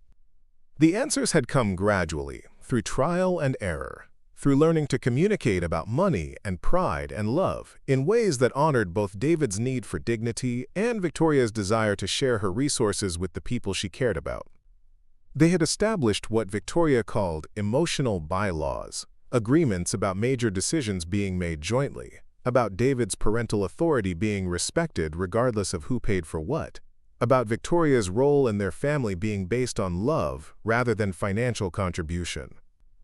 The employment situation had resolved itself more easily than David had dared to hope. Victoria's courthouse testimony had rehabilitated his professional reputation almost overnight, and the job offers she had mentioned during her testimony had materialized into real opportunities with companies that valued his technical expertise. David had chosen to work for Meridian Municipal Engineering, a smaller firm that specialized in exactly the kind of infrastructure projects that had always excited him most. The salary was modest compared to what he might have earned at Sterling Enterprises, but it was steady, meaningful work that allowed him to contribute to his community while maintaining his professional independence. More importantly, Victoria had stepped back from Sterling Enterprises' day-to-day operations, transitioning to a chairman role that gave her more time for family while allowing her to pursue philanthropic interests that had been neglected during her empire-building years. She had established the Lily Scott Foundation, named with Lily's enthusiastic permission, which provided educational support and emergency assistance to single-parent families throughout Meridian City. The foundation operated on principles that David and Victoria had developed together, emphasizing partnership with recipients rather than charity imposed from above. Lily had been the catalyst for their reconciliation in ways that neither adult had fully anticipated. 3 weeks after the custody hearing, she had announced at dinner that she wanted to invite Victoria to her upcoming 9th birthday party, despite David's uncertainty about whether they were ready for such a significant gesture. She helped save me from having to live with people I don't even know, Lily had explained with the clarity that children sometimes brought to complex adult situations. And she made you happy before you got scared about stuff. I think we should give her another chance to be part of our family. The birthday party had been awkward initially, with David and Victoria maintaining careful politeness while Lily orchestrated activities designed to force them to work together. But watching his daughter blow out her candles while flanked by the two adults who loved her most, David had realized that some forms of happiness were worth swallowing pride to achieve.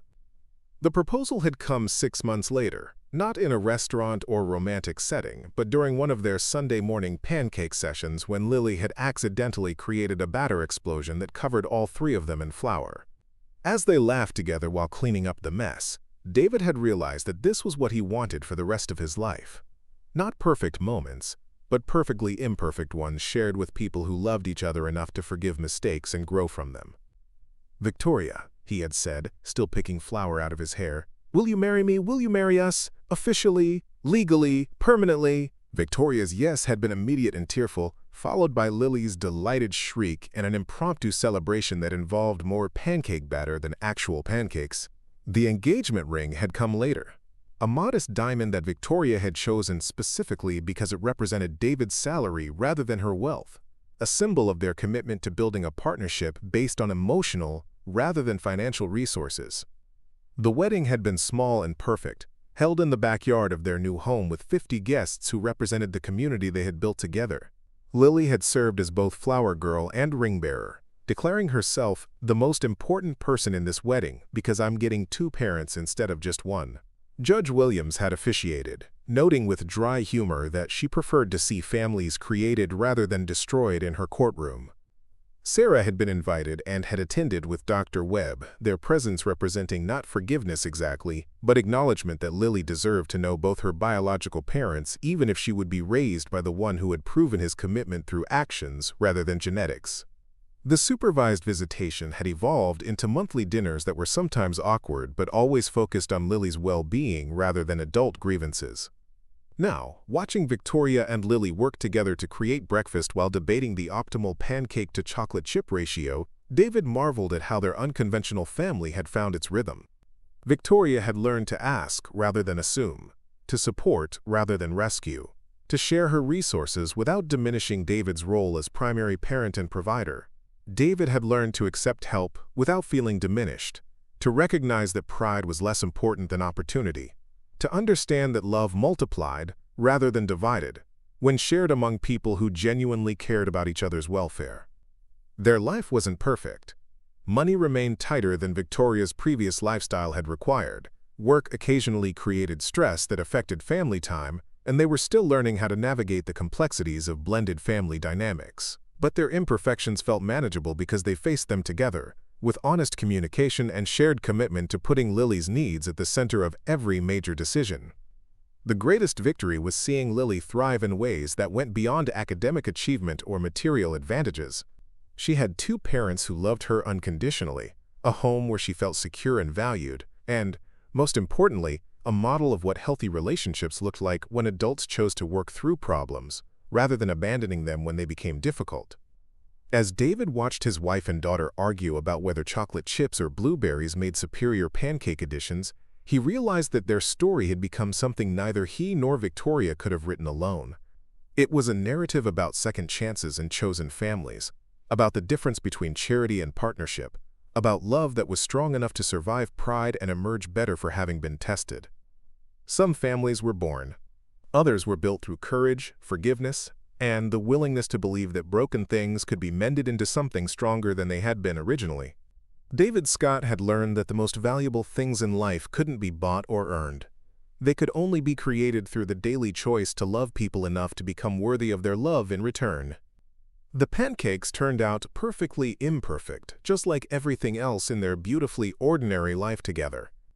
Up next, you've got 2 more standout stories right on your screen. If this one hits the mark, you won't want to pass these up. Just click and check them out. And don't forget to like, subscribe, and turn on the notification bell so you don't miss any upload from us.